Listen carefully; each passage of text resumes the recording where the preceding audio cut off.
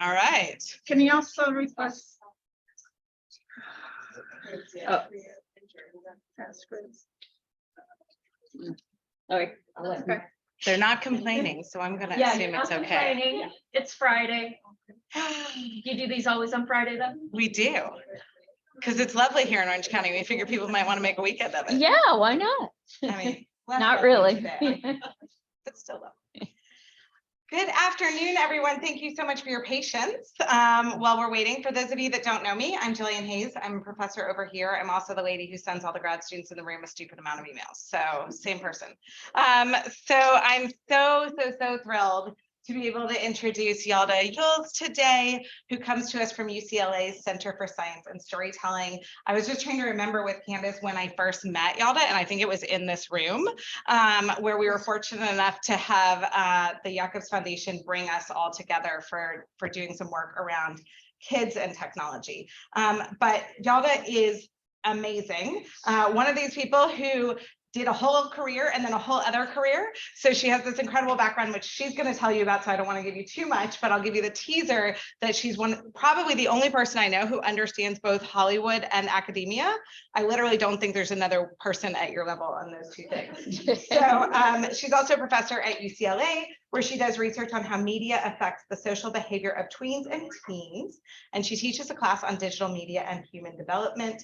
She wrote a parenting book that I was like pondering, when someone needs to write this, am I going to get my stuff together to write it? And then she wrote it, and I'm so grateful for that because it's amazing. So any of you that want to maybe be parents one day, I highly recommend, when you're thinking about digital media and your kids, check out Yalda's book. But for today, she's going to talk about making impact through storytelling. You are all in for a treat because, no surprise, she's a great storyteller. So we get to enjoy that. Thank you. Oh, thank you. Thank you so much. You know, I love Jillian, Candace, Mimi, many of you in this room. I'm kind of jealous that all of you are here and get to work together. And yes, I think I met, actually, I don't know, were you in that meeting, Candace, when we organized the 2016 SRCD? Oh, yeah. Were you part of that? Yeah, that's when I met you guys. I was working for Common Sense Media then. So I am very different, I imagine, from most of your speakers. I'm sort of at this intersection of science and storytelling. Our center is called the Center for Scholars and Storytellers. When I came up with that name with my cousin, I thought, oh, it's a brilliant name. It just says it all. And nobody can say it. So I'm like, I should have known it had to be shorter. You know? So I'm going to talk about how we make impact with research, and I'm happy to talk to any of you afterwards about how to make impact with your research. Ours is very particular lane, so hopefully some of it will apply. But so mentioned my background. I was a movie executive. I grew up in Berkeley. My parents are academics. They only let me watch 1 hour of TV a week growing up, and then I spent my entire life in media. So I started out working at Sony, and my last job was a senior VP at MGM. Then I became a movie producer, then I became a mom. And when I say movie producer, I'm going to put it in quotes because I got nothing made. Then I became a mom, and then I became obsessed with, oh wait, I'm going to tell you about the first movie I got made. So this is the very first movie I got made. Anyone seen it or you have?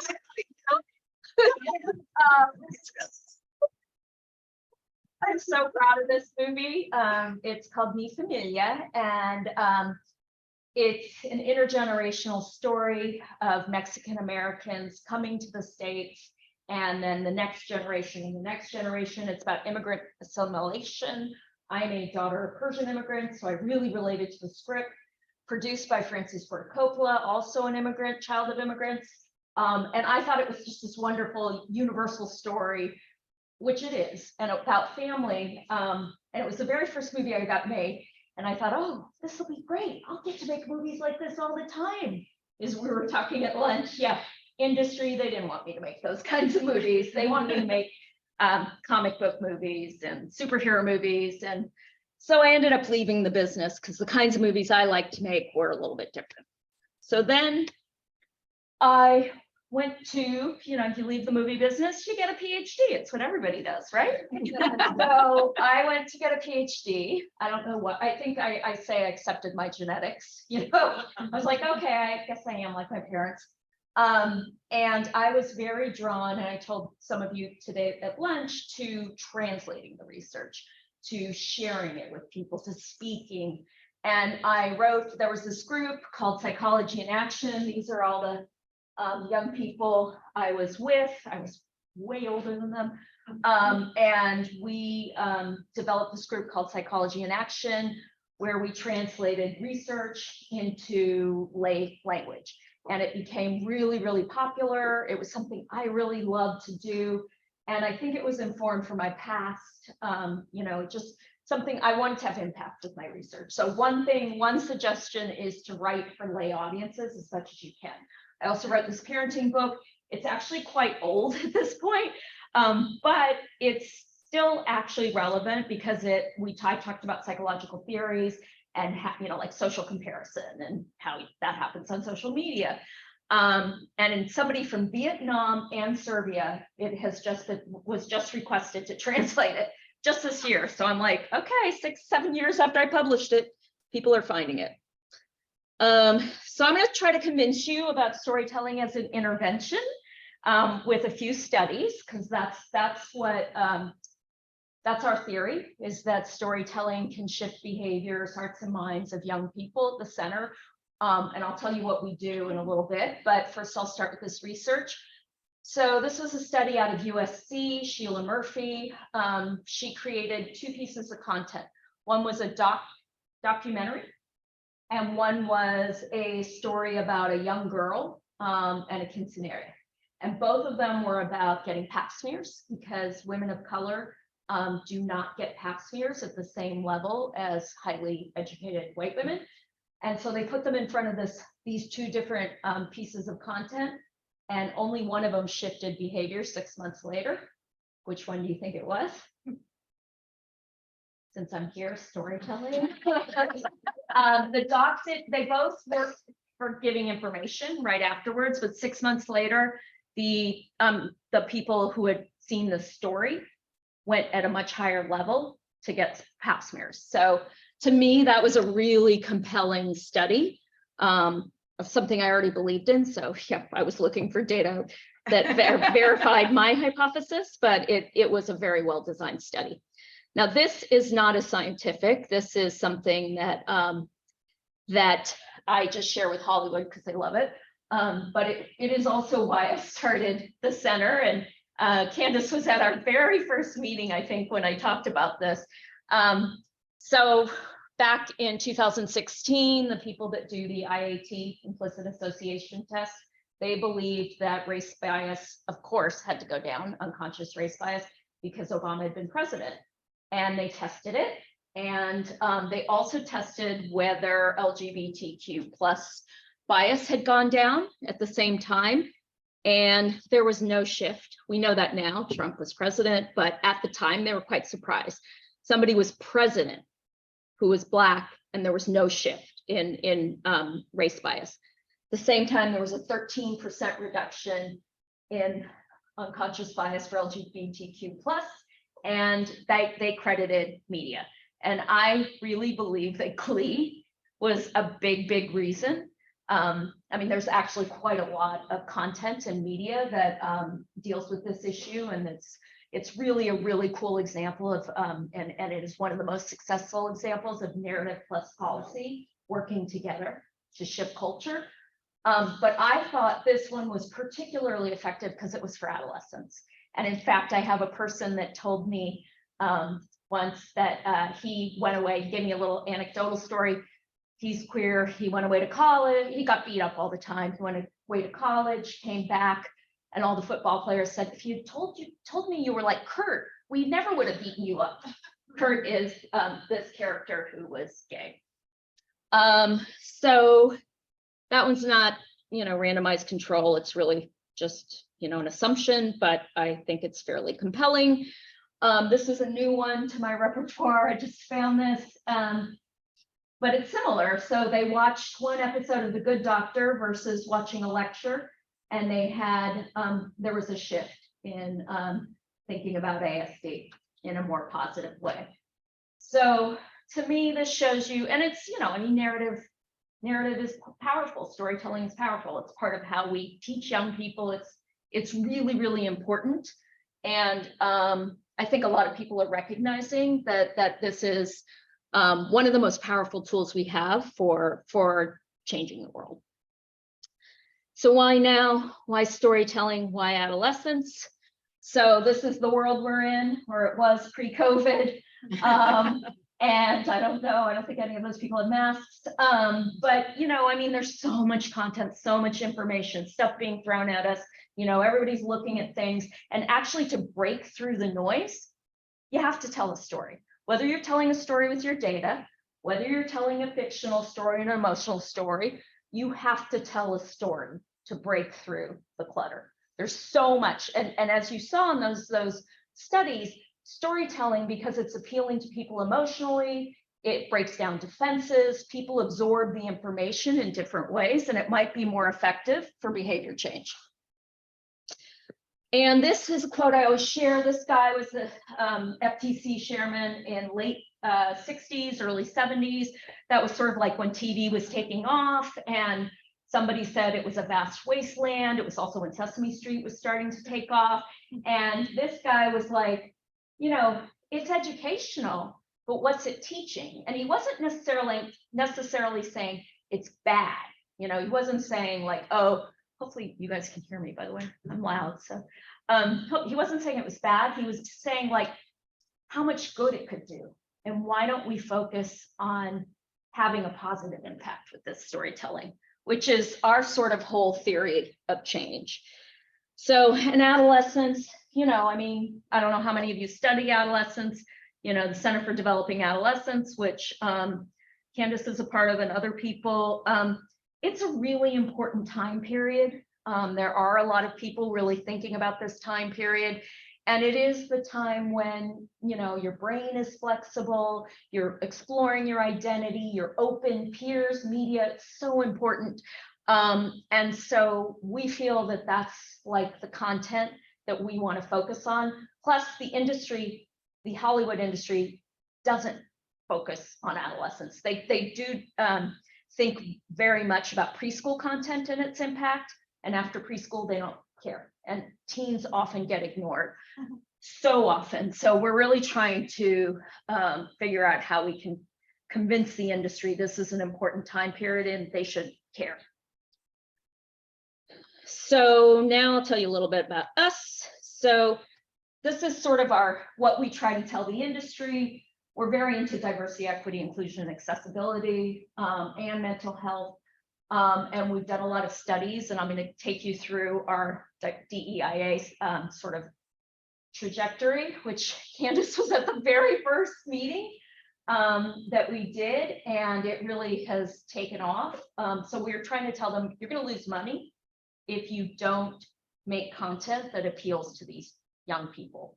And so we work with a whole bunch of different storytellers at this intersection of scholars, storytellers, and youth. And our theory is, it's interdisciplinary. I mean, that's sort of what this department is too, but we bring people together, we listen to storytellers. We actually believe they have as much to offer as the academics. We never preach. We're like, you guys are probably smarter than us, even though I have a lot of letters after my name. And it seems to work. So these are our guiding principles. And I would just say, if you really are trying to work with industry and you want to have impact, these are great guiding principles. So obviously our work is grounded in research. That's number one. We want people to trust us. We go to peer-reviewed research. We really look and mine the research for insights that we think might be useful. We're very open to learning. We focus on tweens, teens, and young adults. This expertise is a three-way street. So this research to practitioner pipeline, which I'm sure you've heard about, which we really focus on that research, and we let the practitioner tell us what they need. And that informs our research designs. So instead of saying, oh, I have an idea and I want to do this, that's not informed by the needs of the end user, we go to the end user, we talk to them, and I have a very deep understanding of that since I was in it. And we design our research with their input, and it seems to have more impact. We go to where popular content is. So instead of, a lot of people create content and they think, oh, I've created this great thing and it's proven to work. No one's going to use it. How do I get it into the hands of people? We try to partner early on with industry and figure out how we can use their scale, their reach, their ability to engage to make the content that's already capturing people more into it, or have a more positive impact. And we also motivate with carrot, not the stick. We don't. There are a lot of academics, there are a lot of organizations that are, and there are a lot of advocacy organizations that say, Hollywood, you're not doing this, you're not doing that, you need to change this. We say, gosh, you guys, just look at that Obama and Glee example. If you do the right thing, you're going to change the world in positive ways, and we're going to make it easy for you. And, it makes them trust us and listen to us a lot more than if we were beating them up. I do think there is a place for beating people up, but it's just not our lane. Here's some of our team and fellows. We have fellows. Our team is really growing rapidly. It's a lot of women. I need more men. This is just some of them. So it's a great group of young people. And I've also have some people from industry. David is from industry. He's a producer. Sandy Wax used to run Sprout. And then people from academia. There's Candace. We have over 100 subject matter experts who help us. We do a lot of workshops for studios. And so one of these women is an expert on colorism. We bring her to speak to the industry. Bradley Bond is an expert in queer issues. Candace has talked about inequality. So we've brought these people to share their expertise with the studios, and in a way that's sort of, the first time Candace did it, she did a great job, but it had a few too many graphs. And the second time she did it, it was perfect. I was like, okay, I need to talk to whoever you were talking to. I need to get better at my little thing. So that's our thing, is it's not just us, it's not just me, it's not just my team, it's we bring in, we could bring in any of you for your expertise, because you know way more about your topic than we do. We also bring in teens. We have a really great youth program that very, very excited about. Youth media, we just rebranded it to the Youth Media Representation Program, with R standing for research, E standing for expression, and P standing for public engagement. And so what we teach them to do is a little YPAR, which some of you may know, youth participatory action research. Teach them to go back to the communities, research an issue, but then the thing that we do differently is then we teach them how to share it with content people in a way that will land. And we're really trying to say, because when somebody writes something for teens in Hollywood, guess what kind of research they do on teens? None. They go, oh, I've got teens, so my teens will inform it. Or I remember what it was like to be a teen. And we're trying to say, why don't you bring teens? And if we can show you that these teens are really going to give you useful information, maybe you'll bring them into the writer's room, or at least listen to them, or write them, talk to them. We also are doing an annual teen survey. This came out in September. We asked them about 15 different things they wanted to see. The number one thing was hopeful and uplifting stories. The last number 15 was climate, because it's not hopeful and uplifting. But we also feel like so we're trying to really understand how to get to teens in a way that'll resonate. Our impact. So we've been in the press a lot. It's kind of hard to measure impact, from a randomized controlled experiments way, but we have been getting in the press quite a bit. So that's one way we make impact. Another way we make impact is we have these workshops. And so I'll tell you a little bit more about those, but basically we will go to a studio, we'll work with people who create maybe 10 to 15, 20 shows that young people watch. And so then we extrapolate and that'll reach, you know, tens of millions of viewers. So we're not measuring it, but we are integrating. We are hoping that what we share with them, and we do have some examples of that, is integrated into the show.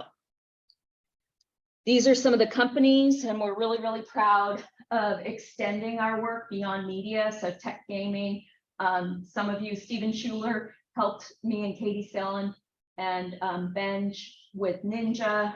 We're working with YouTube, Google, working with the Surgeon General. These are some of the companies, and we're trying to get to wherever young people are, not just traditional media. And, you know, this is what we basically say. I think I said it in the beginning. We believe that if content creators are using our tools and talking to us or other scientists about ways to positively impact young people through, you know, our studies and the work we do, it will resonate more with young people. It'll make more money and it'll support their well-being. So I'm going to take you through a case study of our work, which started in 2019 on diversity and inclusion, and just show you how it's grown. So guess who that is? She's going to be in everything, by the way. So this is our very first think tank that you guys funded, by the way. Jacobs, you guys gave us $25,000, and we were able to test the theory, bringing together scholars and storytellers. And we talked about, this group talked about, so this is a researcher at UCLA, Tiffany. There's a really smart graduate student who's now at University of Virginia, Gerald Higginbottom. She's from the Writers Guild. She's from Disney, and he's a screenwriter. So they all talked about how can we convince the industry, it was pre-George Floyd, 2019, to really start to think more about diversity and inclusion and including more voices in the process. So they came up with the idea of, wait, is that our first? Okay. Of coming up with a study to show whether having authentically inclusive representation in your content leads to more money at the box office. So we came up with this thing called AIR, Authentically Inclusive Representation.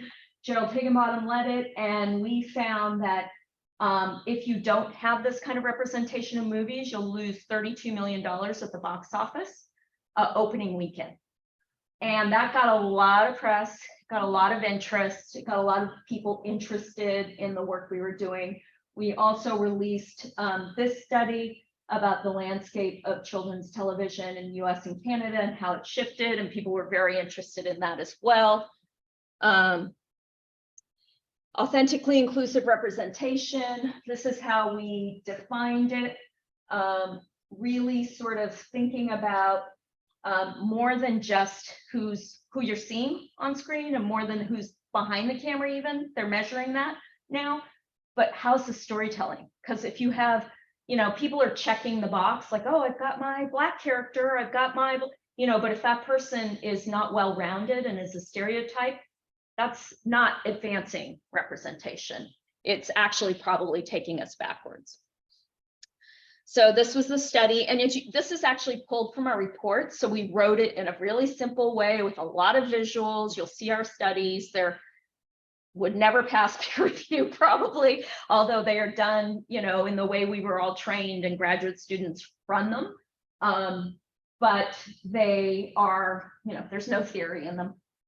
We just basically make it very visual. And so with this AIR, I'm happy to explain it if anyone cares, but we basically, you know, had two different categories, and one of them predicted less money at the box office. So then we got hired for more research studies, and we got hired by STARS. This one we did on our own, actually, and that one we got hired to look at whether US audiences want multicultural content. So again, we were like thinking about the business needs of the industry, and we did this study for that found that US audiences want multicultural content. This one looked at race and class, and we found that the American dream is overrepresented in content targeted to young people, and it's overrepresented at 2 times the rate for characters of color than white characters, which is the exact opposite of reality. It's much harder for people of color to achieve the American dream. That one didn't get any press, which I was very bummed about. I was like, I need this message. We did basically an authentically inclusive representation summit. I'll be showing you a video of this year's. You guys sponsored us. Thank you, Sarah. And we were really, really pleasantly surprised at how many people came together, had conversations, and these people are often pretty big companies, and they also sponsored us. So throwing events, places for people to gather and regular people to gather is another way to make impact. So in 2022, this year, we launched another study. This one, we repeated the AIR study, and we did it over 10 years. And it was introduced at the Hollywood Reporter Inclusion Summit. And so we got a lot of press because it was run by a media company so they made sure we got press. And I got into Daily Mail, and they said I was fashionable, which I lived on for a long time. And you can tell I'm still milking it. I should show you the picture. I got it if anyone wants to see it. My friend who's from England was so amazed. We do all these workshops. I'll tell you a little bit more about that. We did our second summit. And just yesterday, I did a keynote at the Television Academy, just who puts on the Emmys, at their very first inclusion summit. So research reports, more research, and next year we're going to do 4 studies, and we're just going to keep this going, seeing if, because the industry has a very short memory, they're already sort of saying, we overcorrected, these marginalized communities, their voices, bros failed at the box office. Nobody wants to see that. So we're going to hopefully show continuously that thinking is wrong, because nobody said The Last Duel, did anyone watch that? Failed at the box office, and that starred 2 white guys, but nobody talked about that. So, sorry. And then we did the AIR report, but this was really interesting because this one's an excuse all the time. People say the reason we don't want to make shows with people of color is because we get a lot of our money from overseas, and people overseas don't want to see leads of color. So that's been an excuse from when I was in the business in the 90s. And we found that 75% of the international audiences that we tested said they wanted multicultural content, and that was way higher than the US. So, people, they're still discounting that finding, saying, oh, they say they want it, but they won't go see it. But to me, that's a pretty compelling number, especially that it was higher than the US. So that's one of our findings. Noticeably higher, only 57% in the US said they wanted it.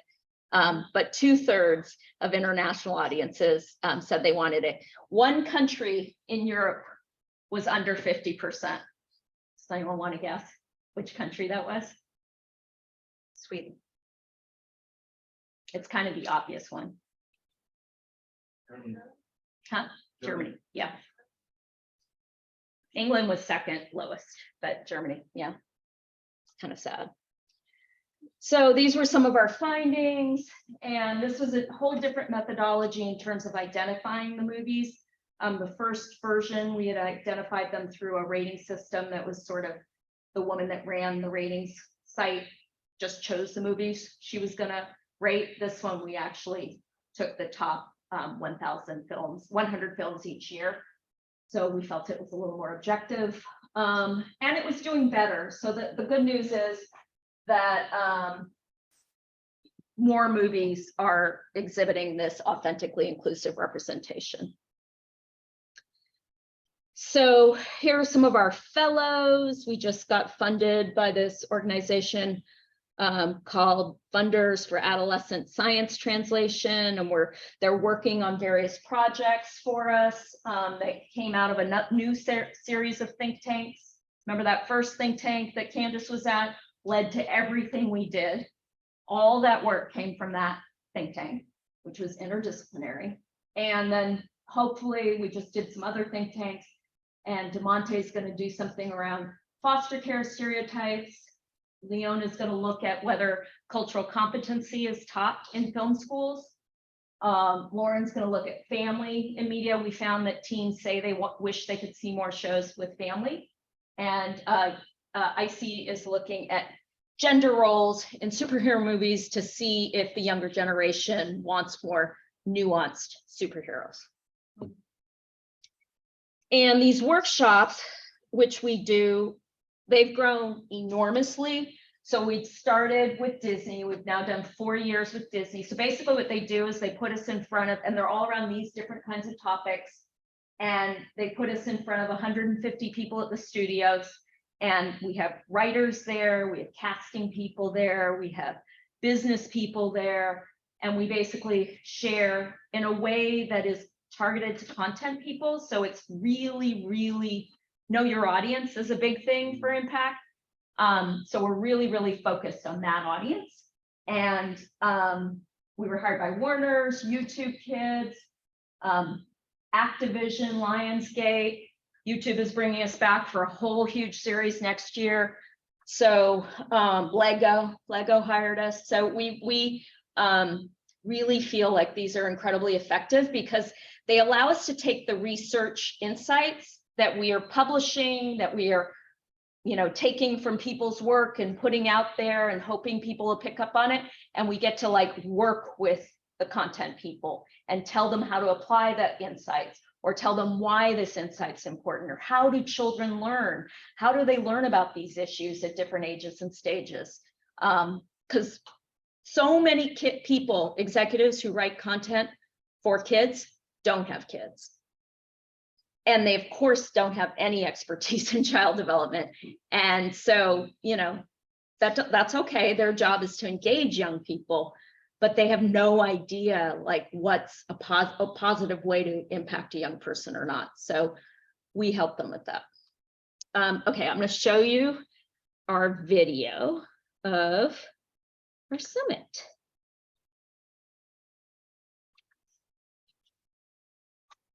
Because we need a little energy right now.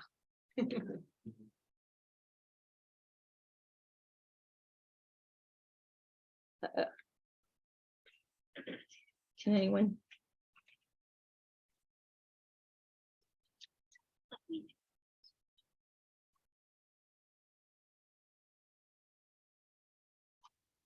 Share computer some. I need to just stop.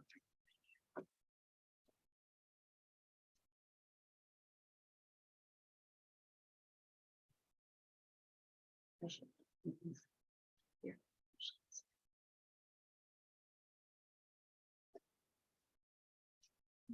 I'm pretty sure it's You could just turn on the volume and point the microphone, and it's usually people online can, yeah. So as long as you turn on your volume here. We'll hear in the room and the microphone. Oh, I got it, I think.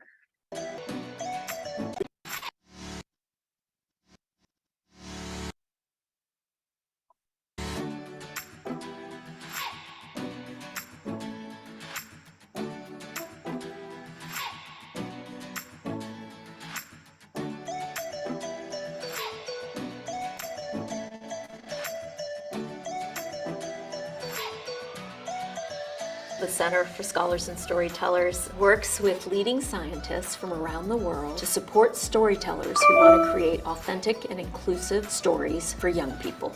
The CSS Summit is the only place I know of where we really get to bring together academics, a lot of people in diversity, equity, inclusion, executives. Some of the world's biggest studios are represented here. The idea of this summit is the idea of marrying the power of story with science and substance. When you marry those two ideas, you have an opportunity to engage and to educate. I get to talk to a lot of people that I typically would not have the chance to talk to, especially researchers. Every session I walk away with a new idea or a new concept that I want to explore and apply to my work the very next day. With gaming, we know that our players want to see themselves, see new worlds. I hope to be able to learn that it is possible to have more equitable, diverse representation in what we have. I would say today has been empowering and invigorating and stimulating. It was amazing to hear directly from teens. The work they're doing is so phenomenal, so unique. CSS really resonates with me because not only do they kind of do research about youth and care about how TV and storytelling is impacting youth, but they also want to hear from youth voices. The summit is unique because of all the diverse perspectives that are brought in. I can't think of any other scenario where I would have gotten that opportunity.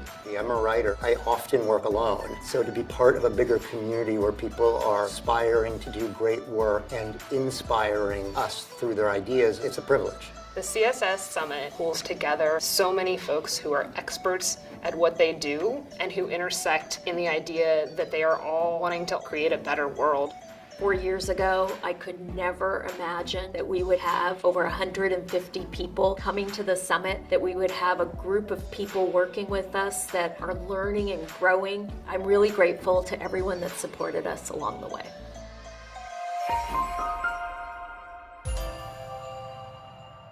Video is 1,000 words. Yeah, so we'll be doing that every year. This year was around mental health, and it was really interesting because we were really sort of, and this is where it might be nice to engage with some of you guys. We're really thinking about ways that second screens, content on social media or on Google, could be connected to storytelling, and that we could get studios to sort of put out when a show comes out, so you get their reach and scale. So we're also working on a tool for to help. This is still diversity and inclusion, our case study. We're working on a tool for the industry to help. Oh no, this one is about first-time directors. So this is actually, I'm just, who knows if you guys are interested in this, but they always say, oh, so sorry, you know, they're a first-time director. They don't have enough experience, so they can't do this. Which is code for women and people of color. So we did a study looking at first-time directors, and we found 268 first-time directors in 10 years worth of top studio movies, and a very small percentage were women and a very small percentage were people of color. So we're releasing that next year, you know, because everyone has to be a first-timer at some point, and we're hoping, you know, people will pay attention to it. We just hired a director of research, Dr. Alicia Hines. This is her. She left academia. She got her PhD at Duke and then went to Wake Forest for 3 years and then decided to leave. She wanted to have more impact, and we're incredibly lucky that she is with us. And just quickly, to tell you about, so these workshops, these are just some takeaways. We make the statistics brief, digestible in the context of what they care about. This one we were so excited about. This woman came to one of our workshops, and then 2 years later, she tweeted, because her show came out, it was an animated show, and she had put in what she learned about refugees and kids into her content. So anyway, it's important to have stuff. You really have to think about your end audience to have impact. And this was incredible. So in 2020, we did a race workshop for Disney, and there's this show. Does anyone know Sydney to the Max? You do, because of your kids. Okay, so that's a biracial character. They'd never talked about her Black identity. It was a white male showrunner. He came to our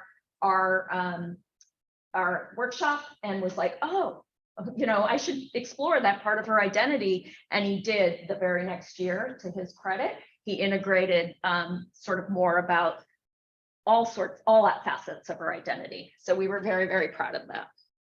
And we're hoping it's happening everywhere. So anyway, this is all the work on diversity. We do tip sheets, we do articles, we make reports, we do podcasts, live streams, events.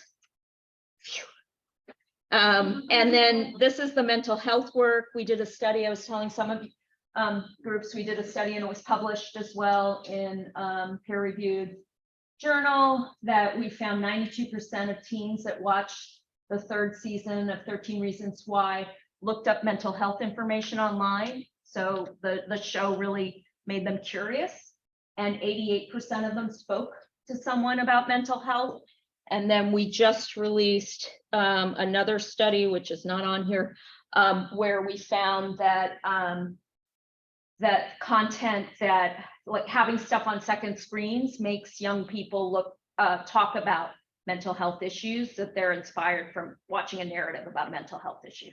I don't know if that made sense, but and then we are working with the Surgeon General. We did this work with Ninja. We're really trying to actually think about what we should do next. We haven't, you know, I don't really have much of a plan yet on how to keep going with this beyond trying to get marketing departments to create content around a show. To, you know, we're working on Spiderwick, which is does anyone know Spiderwick? It was a really popular book, and it's coming out in July on Disney Plus, and it has some mental health themes. So we're kind of hoping they'll work with us to incorporate some content around the show, around mental health. And this is a study coming out next year where we looked at Common Sense Media's, they tag content with character strengths and life skills.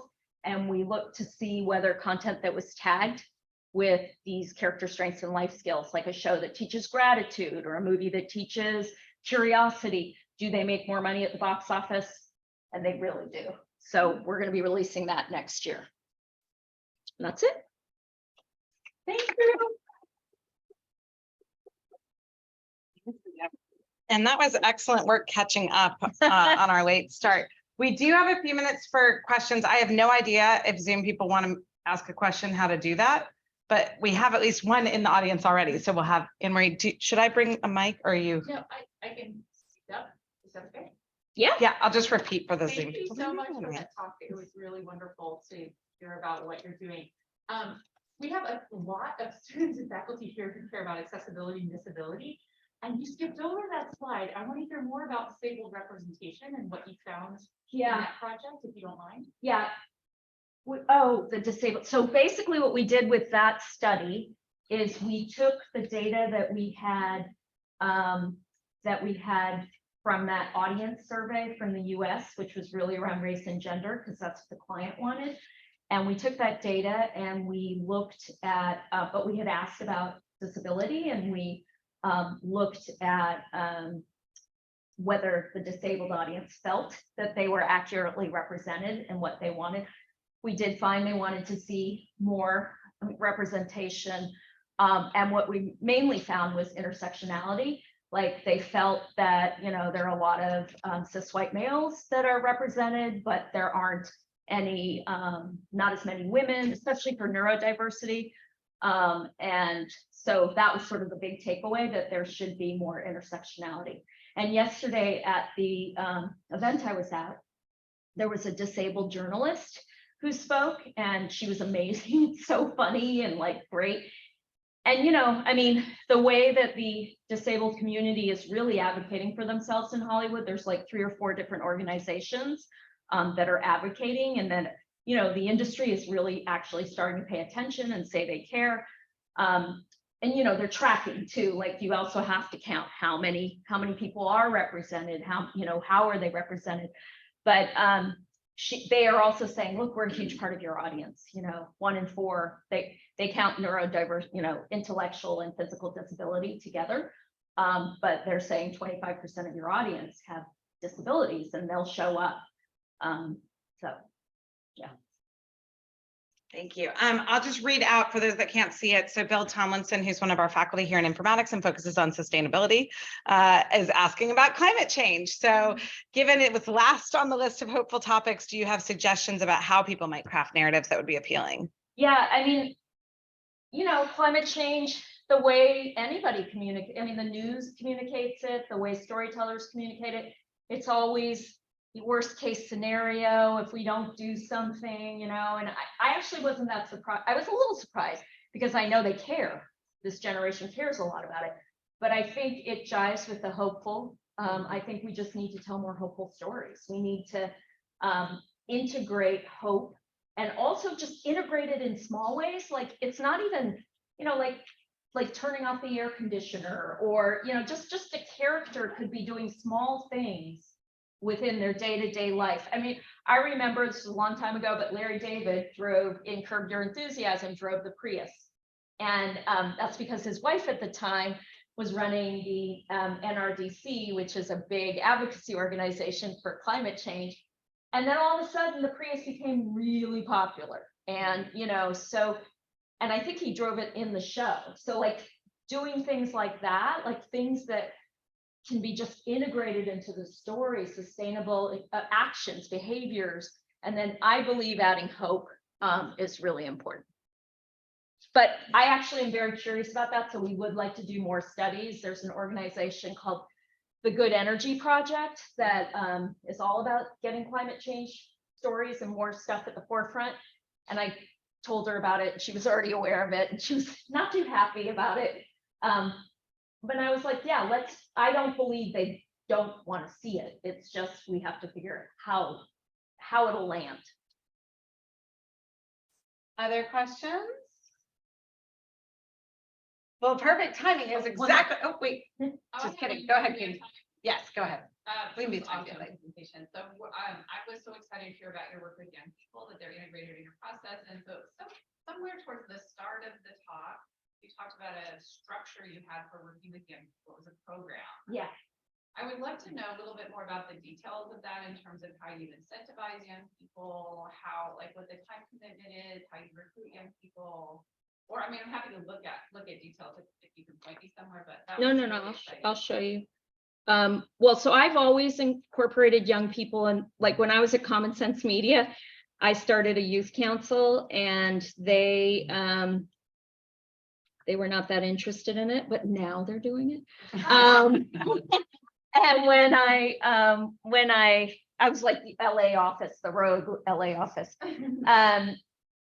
And then when I started CSS, I was like, okay, we need a youth council. I'm just going to tell you about our evolution. First year, no resource. I mean, I bootstrapped this company. I didn't pay myself. My second year, I got 17,000. Like, right? I was just doing anything I could to stay afloat. So my first year was like all my friends, hey, teens. And so it was like 5 very privileged teens came to my house, and we created a little video about representation. The second year, we thought, okay, we'll do a school-based program. And by then I was able to hire someone, and we went into the school, and that became more about like media literacy, and like they did a little podcast, and but that was a lot of work. Like it took a lot of manpower, person power. And then the third year, we did this video that I had some grad students who were very excited. Maya was involved. Grad students that were very excited about creating a YouTube channel. And so they had the teens just talk about things. This year, and Maya's actually the one who started us thinking about YPAR, we launched this. And again, I'm bootstrapping this, so we didn't get any funding, but we just did get some funding. So we will be able to incentivize people next year.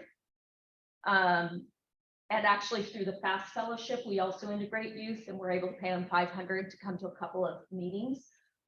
This is a virtual program once a week. It's run by a really wonderful master's student. She graduated, and she's super brilliant.